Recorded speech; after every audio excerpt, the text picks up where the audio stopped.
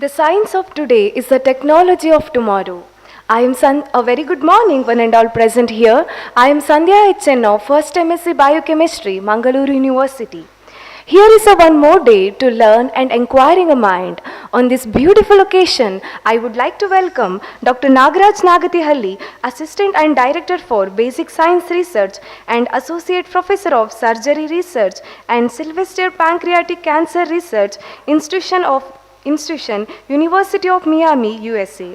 And also I would like to welcome Professor Chandrasekhar G. Joshi, Coordinator of MSc Biochemistry Program, Mangaluru University and Coordinator of GAN Program. Welcome you, sir.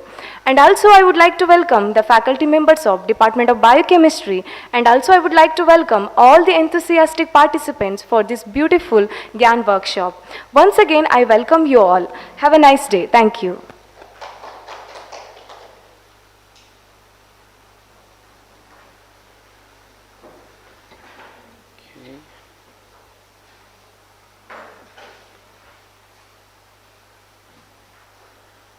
So good morning, everyone.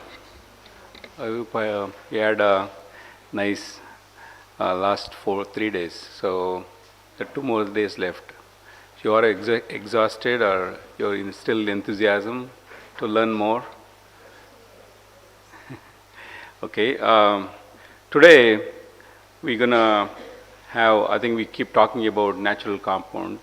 I think there are many of you are interested in natural compounds and screening, understanding how to conduct experiments, and also to screen, study natural compounds. Even from the plant extract, there are people talking about plant extract, and after the extract and what you should do, how do you conduct the research and stuff. Maybe some of those aspects of extraction and details, I may not go in detail, but what is important is that what you should do once you have your compound, or once you think that there's an active compound exists. That's a completely chemistry part, that you have to collaborate with someone, with a chemist, understand that that compound that what you are actually derived has the ability of doing something, right? So I'm gonna tell you a little bit of story so that you'll understand the story of how we did it and what we did it, and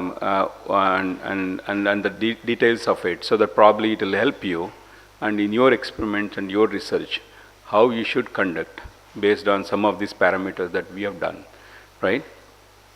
So first few slides, you will see the general natural compound study and what's going on, and then later on we'll skip to our specific natural compound details and the work. So these natural compounds are organic compounds. They're produced by living organisms, including plants, microorganisms, animals, and marine species. Like some of you are working on this plant extracts.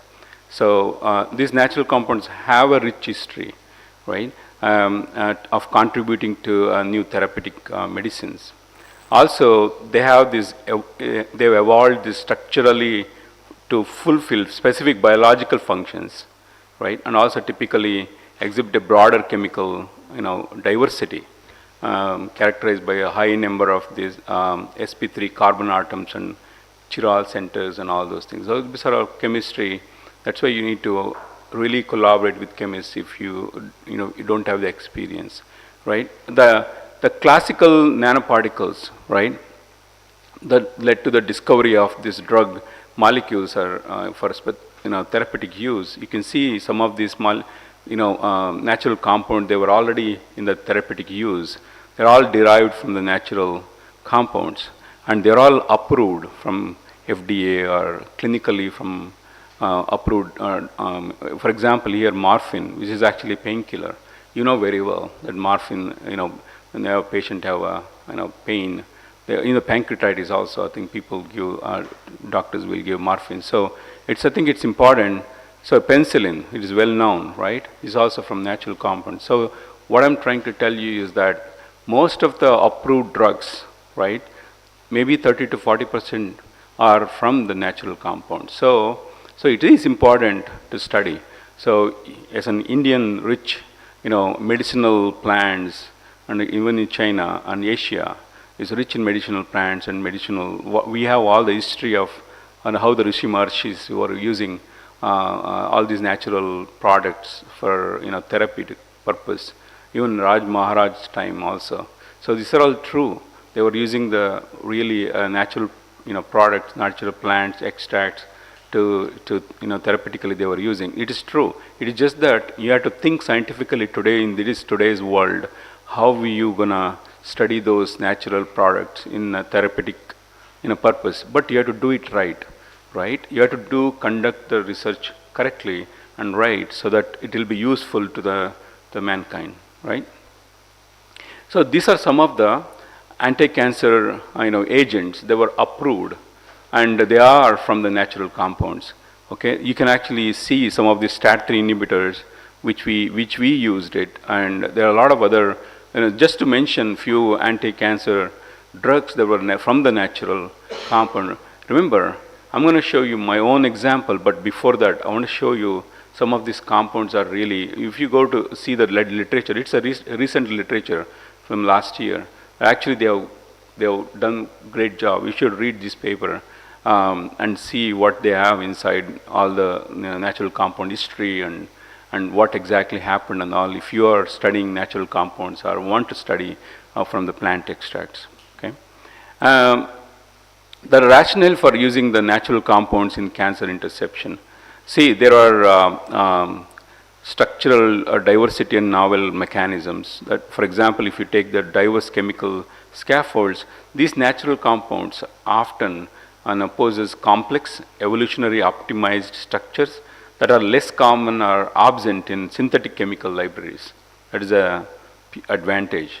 Right? This diversity expands the range of potential drug targets and mechanisms of action for cancer interception. Also, they have established clinical precedents. That means that historically, many anti-cancer drugs, for example, you can take, I was talking about paclitaxel yesterday, right, in my study, in the chemotherapeutic study. Research and make sure they are doing what you are thinking that can be used in therapeutic purpose. So multi-target target potential. So for example, many natural compounds can modulate multiple cellular pathways implicating carcinogenesis. So today you are lucky. So I'm gonna talk about exactly that multifaceted, multi-signaling pathways that our compound, how that happened in our study, right? Basically we're gonna hit that study. So these natural compounds may exert the chemoprevention. Okay, the people have studied. So some Indians, many Indians, actually when they go outside abroad and all, they usually do a lot of chemoprevention studies. Something them naturally, ours, probably you all doing the plant extract and natural compounds. Even I did it too. So we have conducted also. So it's like probably it's a birthright for us. Probably we all do the chemoprevention studies and natural compound. We think about it. Don't know why, but it's just coming to us. Probably we keep doing it. I've seen many Indians working in outside the world, all over the world, in many countries. They're all working on chemoprevention studies. Many established investigators and many investigations have come from the natural compounds. Even the turmeric, many people have done and worked on turmeric and things like that, right?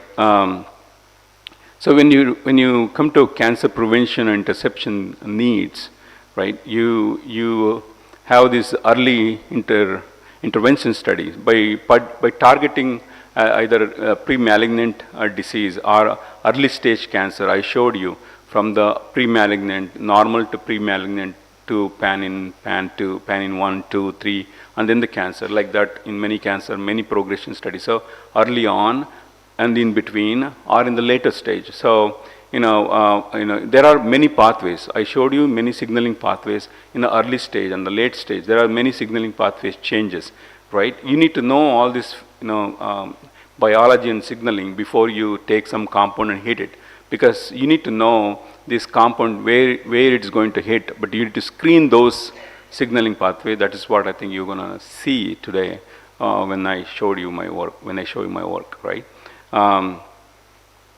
See, these natural compounds may exert the prevention activity, through anti-inflammatory, also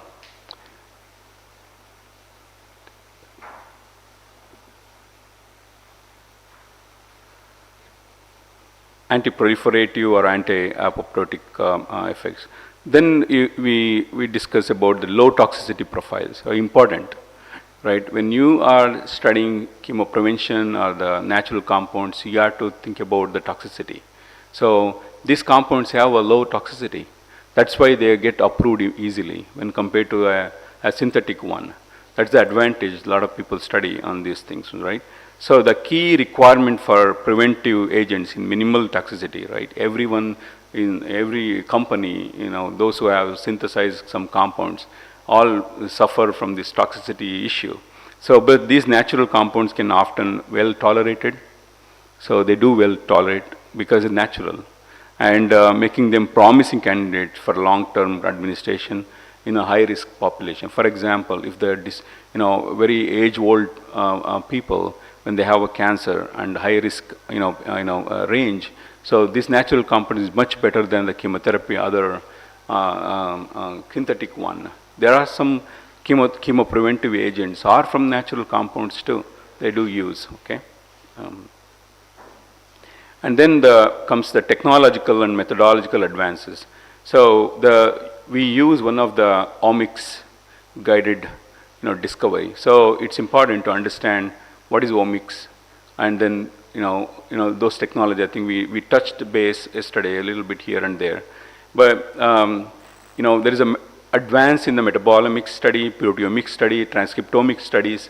And all this will help identify the mechanism of action of these natural compounds. You have to sometimes combine all these omics study. This is study I'm talking about. So investigation is something different, and studying is something different. So I'm talking about studying, screening, and looking at the proteins, looking at those genes, what they change. Remember one thing. So for example, you hit with a natural compound. You take plant extract and study. It may change the protein. It may not change some genes related to that protein. Sometimes one change in the gene level may not on the protein level. Things can happen.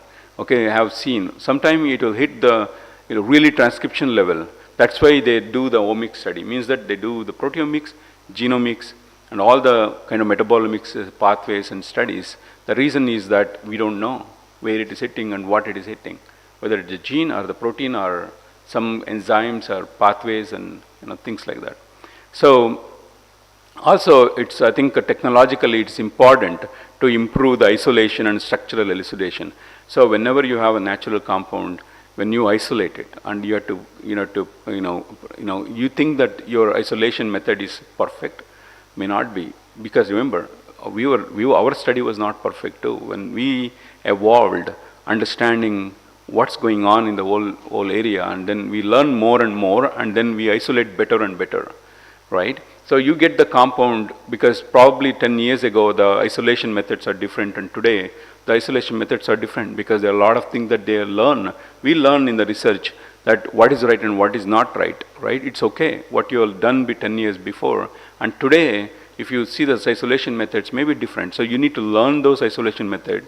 Don't follow the procedure 10 years ago, what the PhD student, someone senior is conducting and doing it. So you have to upgrade and update yourself, right? And then conduct your experiments based on the present, what's in the world, what they are, other laboratories in the other world they are doing. Because when you submit your paper, when you put this isolation method, believe me, it happened to us too. I'm just letting you know early on when we started studying. So they will reject based on the way that you've done the isolation methods. So you need to really upgrade yourself, that up to date yourself about the methodology, isolation methods, right? Or collaborate with someone who knows all these things, or who is actually updated themselves in other laboratories, right? So that's important. So there are many technologies evolved, right? NMR and micro ED. Nowadays they talk about micro ED, microcrystal electron diffraction studies. So mass spectrometry, MS, you have to do. You all know, if you are doing the chemistry and the isolation, you have to use the mass spectrometry study. and they all, accelerate the structural identification and even of the molecule available in the minute amounts if you want to study, but your purity of your compound is a key thing whenever you wanted to study. The purity, you have to always think about the purity.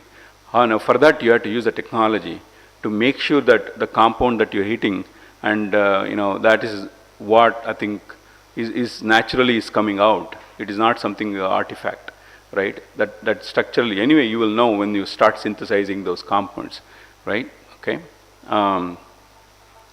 When it comes to methodology for screening the natural compounds, so there are a lot of we talked about crude extracts versus fractionated samples. So traditional workflow begin with the crude extracts, which then undergo fractionation to isolate these active molecules.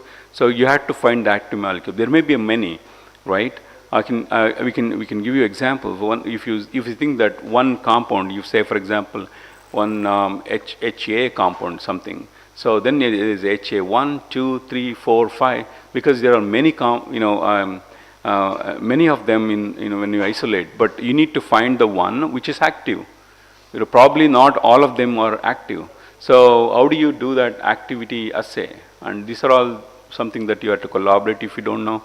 And then this fractionation, they undergo to isolate active molecules. However, the pre-fractionated libraries, can expedite this process by offering semi-purified fractions enriched for drug-like properties. For example, moderate polarity and improved some solubility, things like that. You can actually make it.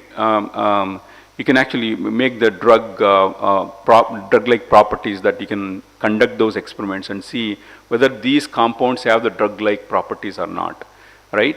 And also reducing the complexity. This fractionation enhances the chances of detecting unique hits. It also avoids some of this interference from complex mixtures, and also we can actually streamline the follow-up isolation of these active compounds. So when it comes to high throughput screening, HTS platform, there are many ways that you can conduct. There are multiple ways that you can conduct high throughput screening. One is the common way that they screen is a cell-free biochemical assays, like target specific binding or enzymatic activity tests, like we do the kinase assay, like epigenetic targets that we talk about, so those kind of things. And there are cell-based assays, they call phenotypic screens. It's like we all do in the laboratory. For example, you all do the viability assays and apoptosis, and also use sometime maybe imaging for a broader explanation of this compound activity.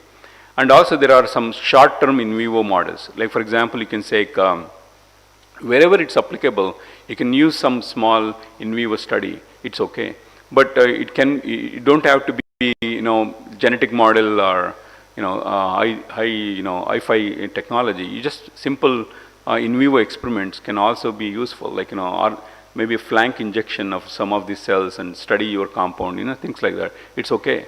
It's just about just to see whether it's going to work or not for you. Okay. And people use for the toxicity efficacy study, zebrafish study and invertebrates they use. There are a lot of technologies evolved. For example, zebrafish study is one of the great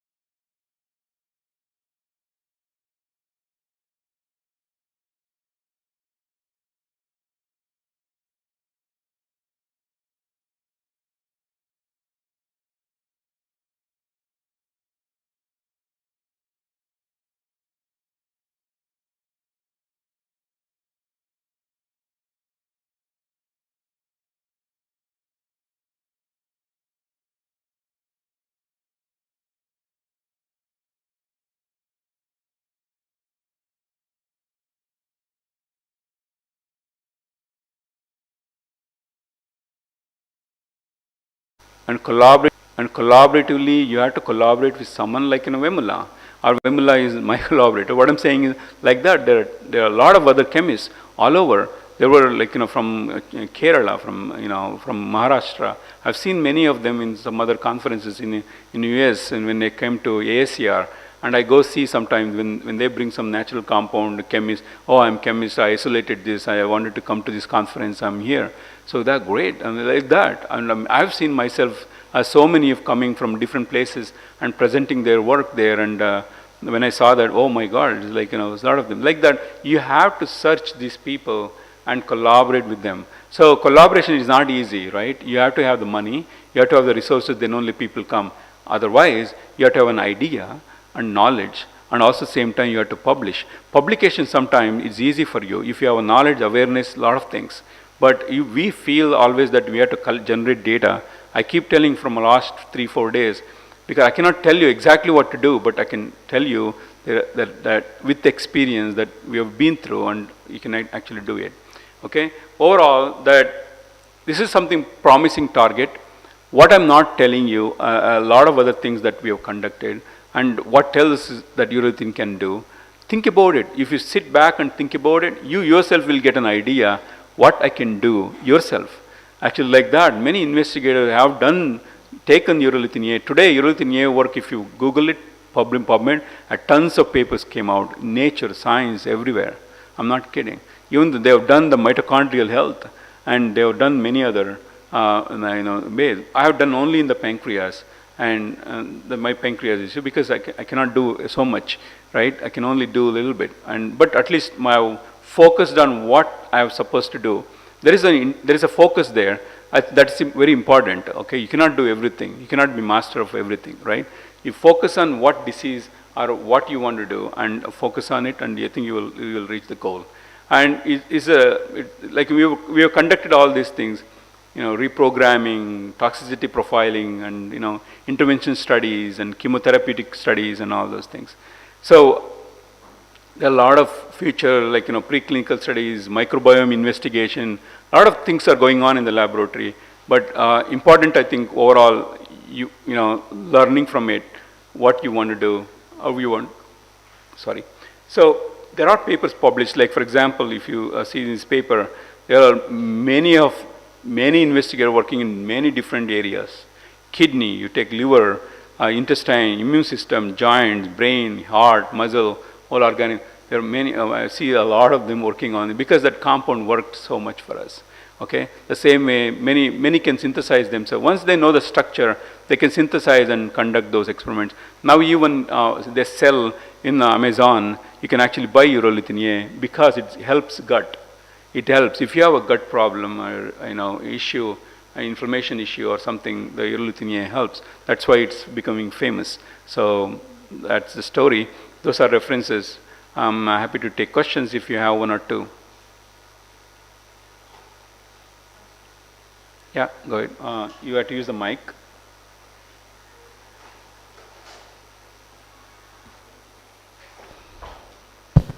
Hello.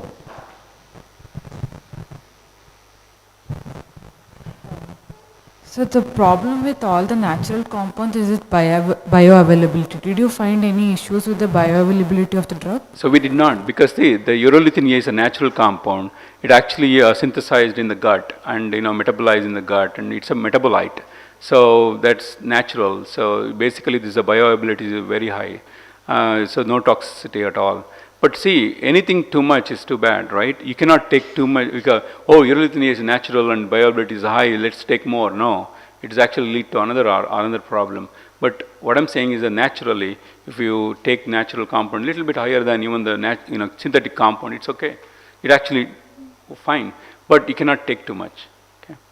And also, sir, I just noticed you had used PI3K inhibitor. Why didn't you use directly AKT inhibitor itself? Yeah, we can use any of them. We just use the clinically approved drug. So the one we feel good. It's not that is the only drug we used, right? We screened a couple of other drugs.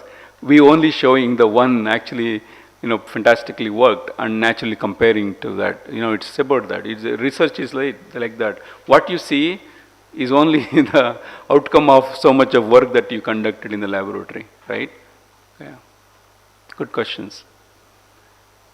Thank you all. You have a question? Okay. Okay.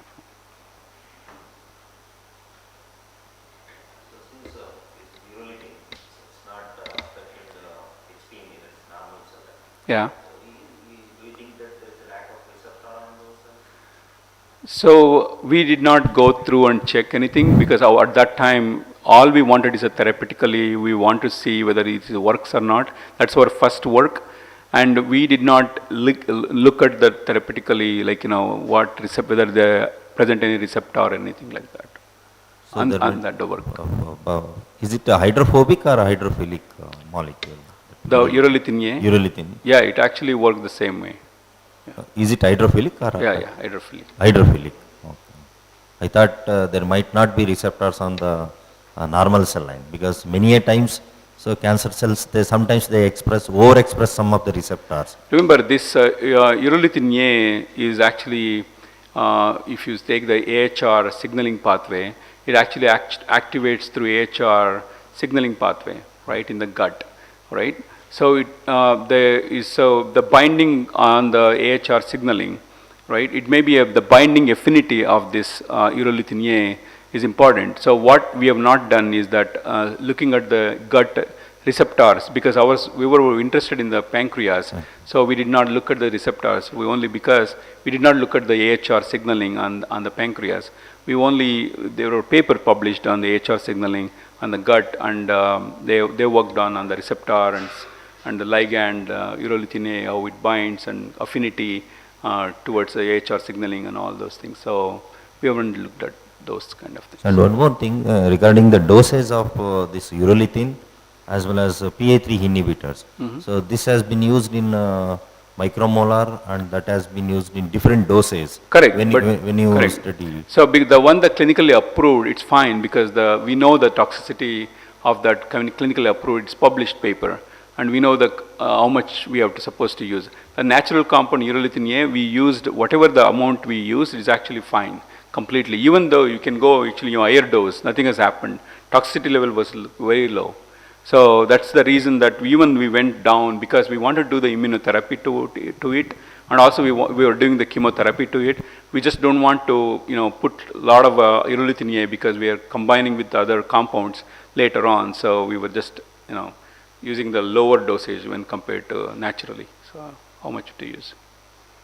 Okay, thank you. I think we have a tea break now. Thank you so much, everyone. So we can discuss. If you have any questions, we can have a discussion. Thank you.